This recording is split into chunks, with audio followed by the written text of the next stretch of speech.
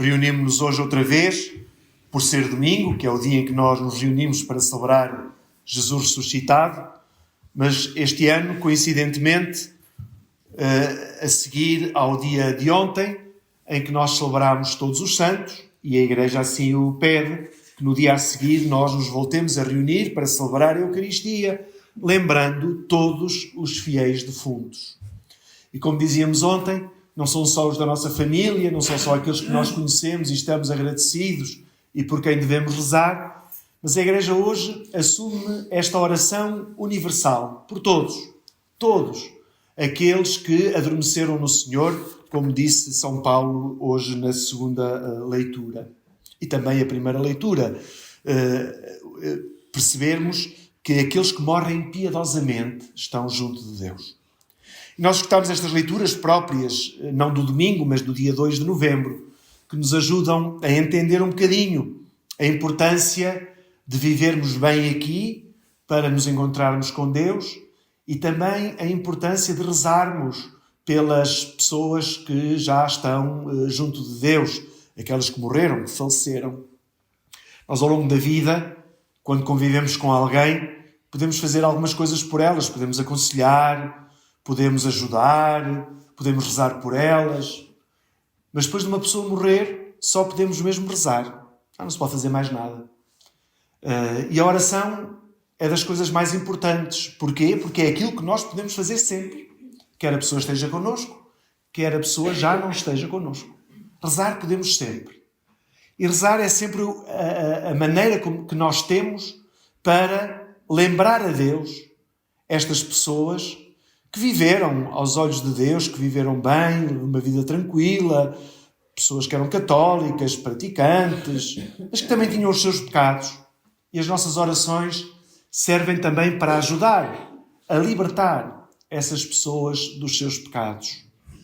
Então, na primeira leitura, nós escutámos este gesto piedoso de Judas Macabeu, que, depois de uma guerra, ele decide oferecer a Deus este holocausto, este sacrifício de expiação por todos aqueles que tinham morrido, pelos pecados de todos os que tinham morrido. E fala aqui de um valor, 2.000 dracmas de prata. Se fosse hoje, se fosse no dia de hoje, era equivalente a quase 7.000 euros. Portanto, ele faz uma coleta de quase 7.000 euros para oferecer um sacrifício de expiação. O que significa um sacrifício de expiação? Um sacrifício pelo qual pedimos a Deus que perdoe os pecados, neste caso do Judas Macabeu, dos mortos, mas nós sempre que celebramos a Eucaristia também é um sacrifício. É o sacrifício de Cristo na cruz, de expiação pelos nossos pecados. E neste dia pelos nossos e pelos defuntos. E ele faz isto porquê? Não para se orgulhar, não porque não quis fazer um monumento àqueles da Grande Guerra, como nós vemos até em algumas cidades, os monumentos aos mártires da Primeira Guerra Mundial, da Segunda Guerra Mundial, os mártires da Pátria, constroem-se monumentos, dão-se nomes de ruas. Ele não fez isso para lembrar a guerra ou os que morreram na guerra. Dizia a leitura, ele fez isto porque acreditava na ressurreição. E aqui é que está o motivo pelo qual nós rezamos pelos nossos defuntos. Não porque eles estão mortos, mas porque eles estão vivos, estão junto de Deus. E porque estão vivos junto de Deus, e às vezes ainda têm algum peso, nós com as nossas orações aliviamos o peso desses pecados, dessas faltas, dessas imperfeições, que todos nós temos, não é inerente ao ser humano. Nós nascemos, temos pecados ao longo da vida, não há um que não tenha tido um pecado. Nós nascemos e a nossa vida temos que os combater, temos que os ir vencendo, temos que ir dominando. Mas o que é certo é que nós temos sempre esta mancha do pecado. Até no início da missa pedimos perdão a Deus para melhor celebrar estes mistérios. Não é para celebrarmos imperfeitos, é para melhor celebrar. Ou seja, com menos carga de pecado, de maldade. Então, a nossa vida é sempre um combate de evitar fazer o mal, que é o tal pecado. E as nossas orações servem para isso. E a melhor maneira de o fazermos, temos muitas. Daqui a bocadinho vamos ao cemitério, temos o terço das almas, temos as lembranças que nós podemos fazer pelos nossos defuntos, Temos, algumas vezes, até mandar rezar missas, chamadas as intenções de missa. Significa o quê? Quando nós mandamos rezar uma missa? Significa que nós pedimos ao Padre que aquela missa seja celebrada por aquela intenção ou por aquelas intenções. E porquê a missa? Porque a missa é a oração maior que nós podemos fazer. Podemos rezar o terço, como digo, podemos ir ao cemitério, podemos acender uma vela, e tudo isso é muito importante.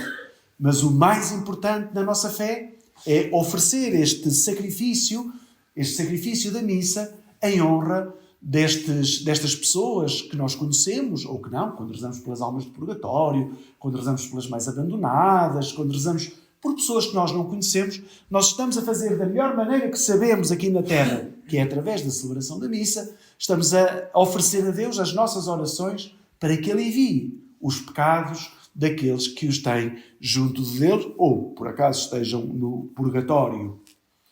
Portanto, hoje lembramos os mortos. Mas também não podemos esquecer que um dia vamos morrer. Isso também é uma coisa que nós não podemos esquecer. Um dia chegará a nossa hora. Um dia chegará o nosso dia. Um dia também teremos que prestar contas a Deus. E São Paulo esclarece-nos muito e bem, como é que vai ser esse tempo. Ele compara a nossa vida, o nosso corpo a uma tenda. Nós vivemos em casas de pedra, casa não sai dali, está certinha. Mas no tempo de São Paulo, ele até fazia tendas. No tempo de São Paulo, eles não tinham assim uma casa fixa. Iam andando, construíam uma tenda, depois iam mais para a frente, construíam uma tenda. Nós dizemos agora, quando nós andamos na escola a estudar, os nómadas. Nós somos sedentários, temos a nossa casa. Eles eram nómadas, andavam com a tenda às costas, montavam uma tenda, avançavam e iam ficando. Imaginamos que aqui em Feirão também as primeiras casas terão sido umas tendas e depois os primeiros que cá vieram acharam que isto era agradável para viver, começaram a construir casas mais a sério e agora estamos os que estamos. Mas São Paulo compara a nossa vida a uma tenda. E o que a tenda tem de diferente de uma casa é isso mesmo, é que a casa a gente constrói e vive nela e depois se tiver muitos anos abandonada acaba por cair. Mas uma tenda nós montamos hoje, desmontamos amanhã para ir montar noutro sítio. E São Paulo pega nesta imagem para dizer que é assim a nossa vida. A nossa vida é como uma tenda. Ou seja, nós não temos aqui uma morada permanente. Os nossos alicerces não estão em Feirão, em Lisboa, na Marinha Grande, onde estivermos. Não é aí que estão os nossos alicerces. Para quem tem fé, os alicerces estão no céu, estão junto de Deus. E por isso nós vivemos aqui como que numa tenda, em que hoje está montada e um dia vamos ter que a desmontar para termos esta tal habitação permanente e eterna que é junto de Deus. Então São Paulo dizia isso. Nós aqui temos uma habitação temporária, a tal tenda. Depois da nossa morte, teremos uma habitação eterna, uma casa a sério, que é o próprio coração de Deus. E São Paulo então pede-nos duas coisas. Primeiro, que nós tenhamos uma vida conforme àquilo que desejamos. Empenharmos em ser agradáveis a Deus. Que a nossa vida seja de facto um verdadeiro esforço de agradarmos a Deus através do nosso amor que lhe prestamos, mas também do amor ao próximo. E não esquecermos, e isto é o mais importante, não esquecermos que quando chegarmos junto de Deus, temos que lhe apresentar contas. As contas terminam aqui. No outro dia ouvimos aquela história do Lázaro, do rico e do Lázaro. Então manda avisar. Agora não. Depois de morrermos, as contas fecham-se.